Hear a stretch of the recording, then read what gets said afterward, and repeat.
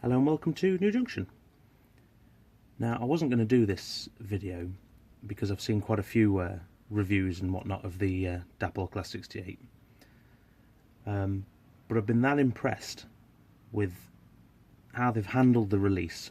And I mean, the initial release of these locos wasn't perfect by any means, but I mean, I've been that impressed with how they've handled it and the model itself. I mean, I've seen videos and you sort of get a gist, but having one in the flesh, I'm absolutely blown away. So much so that I wanted to add my opinion to the mix and unbox this loco live for you, so you get my genuine feedback, because I just think Dapol have come into this industry which is, well, fraught with excuses for the hobbyist, for quality and delivery and whatnot, and service and etc, etc, and they've just absolutely blown everyone else out of the water, and I just think it deserves as much recognition as possible, and it should be encouraged.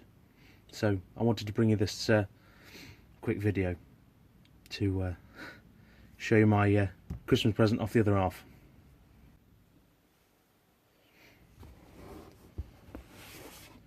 So first things first, first impressions, you've got a very weighty engine or product in here. The box is very nicely done, it's absolutely solid, which, I mean, first impressions is everything, and it just gives you that feeling of quality before you've even opened the thing, which is amazing, really. I mean, we all know the relatively flimsy boxes you get from other manufacturers. I know boxes and everything, but in the days of Apple and, I suppose, consumerism as it is, it's a good start. Instructions and warranty, I'll put them to one side. Get straight to the goodies.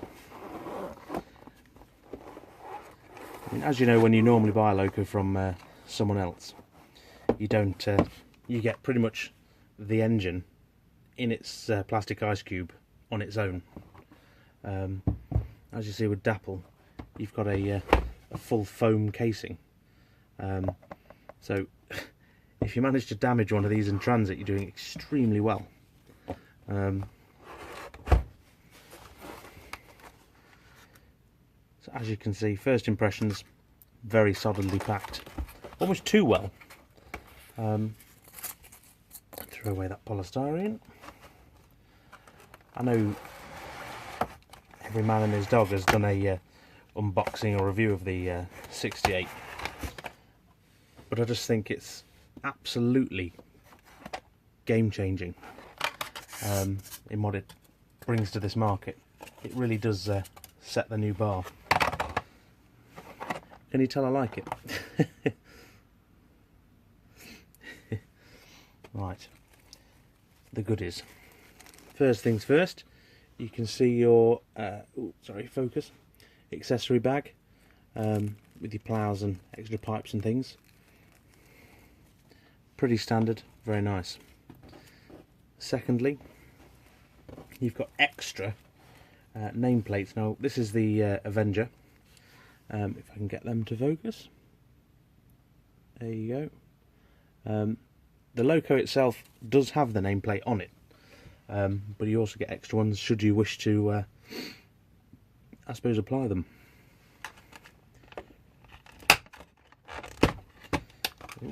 This is a raw unboxing, so I apologise now if it's a bit uncouth. Now, I don't know if you saw that, because I'm ever so slightly distracted by this engine.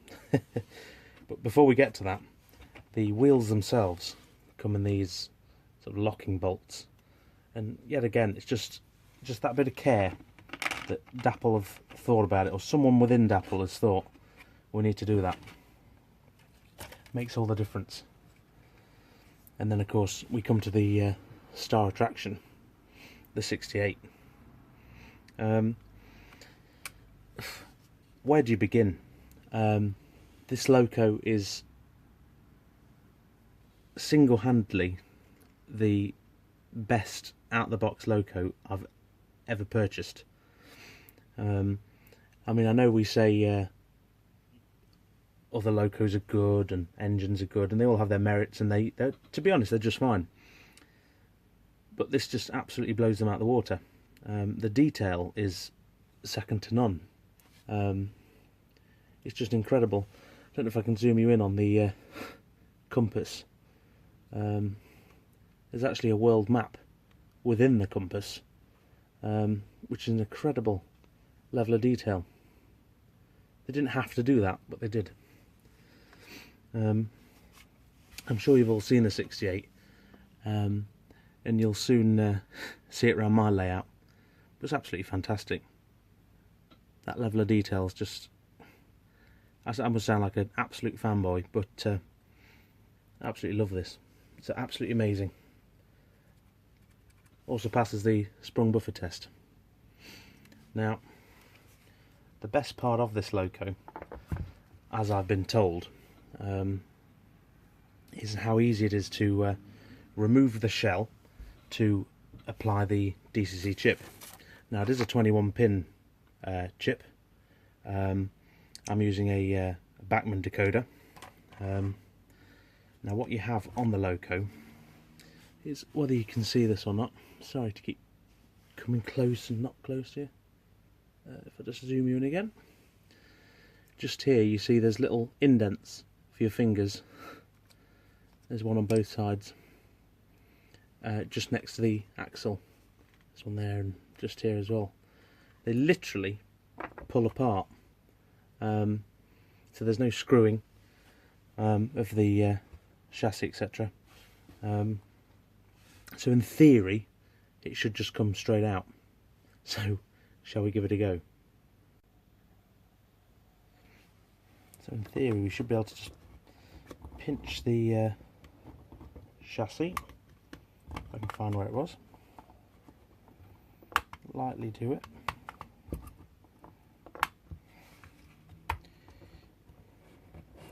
I'm not going to be able to do it now, I'm on camera.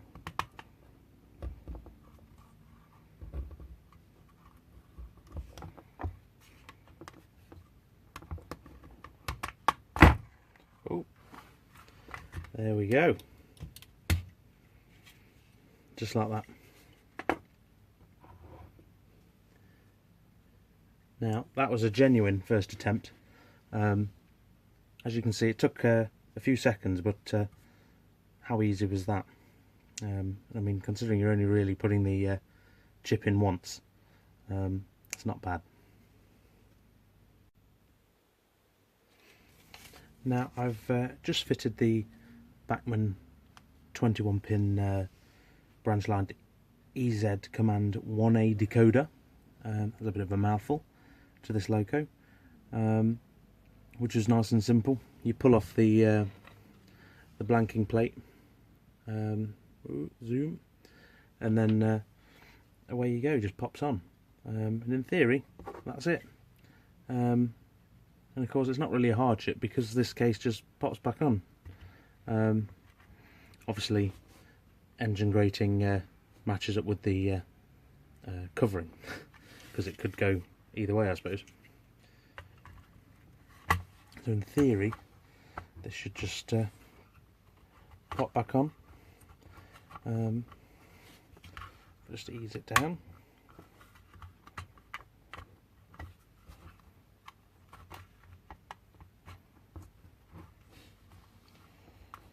Ooh. He says. There we go. I'm trying to do this live, which may look a bit amateur, but I really want to highlight the ease of this model,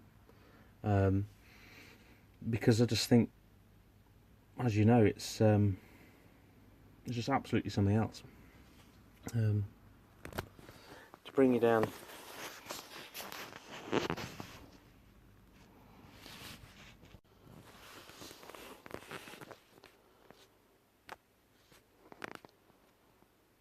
Now, before I put the loco on the layout to run in, I just wanted to have a closer look at the details. And I mean, as you can see in front of you, the loco does the talking. I don't think I've ever seen so many out-of-the-box details on the front of a model ever, without having to go to some extreme to put them on. I mean, in the interest of fairness, when I buy sort of diesels from other companies, they do come with detailing packs, which is nice. I rarely put them on because I rarely want to open the bag that they come in, but it's just nice that at least one end's got them all on this. And as you can see, it's just absolutely faultless. So we can have a close look at that compass logo. Don't know how well this will work, but you can really see the detail on that. I mean, this circle you're looking at is absolutely tiny. It's probably the size of my little finger. So if I put my little finger there, you can really see how small the detail is. And again, it's just absolutely incredible that they've managed to do that. And of course, we've got all the signage towards the bottom of the loco as well. They really didn't need to go that far in depth, but I tell you what, I'm so glad they have. Like with most diesels, one end does have its coupling, and this is a sprung coupling as well, so it should always hold its shape.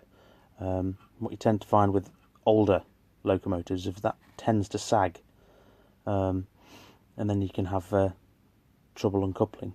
It's not very common, but it's just another issue that won't happen because of the way this is done.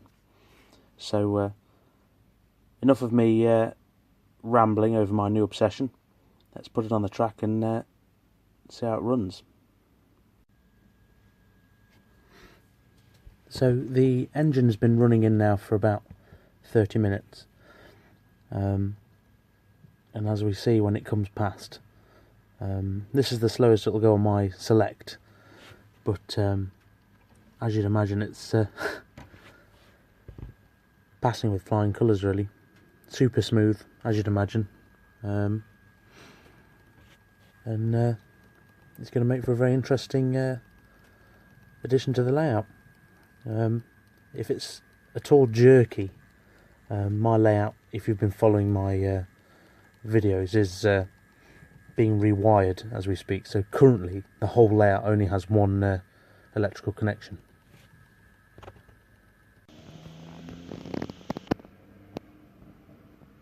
We can see from this angle the lighting at the front and the cab detail. I'm going to go over the engine if I can zoom in. You can see you've got the driver's chair with the dash, which again is a very nice touch. One fault, if I can find one, is the if you see the coupling, the dropper just underneath it, that bit of vertical plastic. When it's not pulling a load and there's not something pulling it in the direction of the track, it does actually catch on the track. You'll see it on these points. If I can zoom you in. See it catching there. So when it's not got a load that it's pulling, you will either have to remove that or cut it down, which is a bit odd, because when you think they've gone to so much detail on everything else, you'd think that wouldn't be a thing. I suppose if you're pulling a train as normal, it's not going to be a problem for you, but it's worth noting. The 68 is now running, and as you can see, it's pulling a haul of container cars. It's navigating New Junction's New Junction with ease, relatively. No problem at all. What I'm going to do is leave you with some running shots, as ever. But as ever, this is quite genuinely a fantastic model, and for the money, it's not any more expensive at all than anything else you could buy of the same sort of category. And the calibre is just second to none, so I'm really chuffed with it. And I can't wait for the next model Dapol bring out. Right, I'm going to leave it there, and I'll leave with some shots of it running. But thank you as ever for watching. Take care.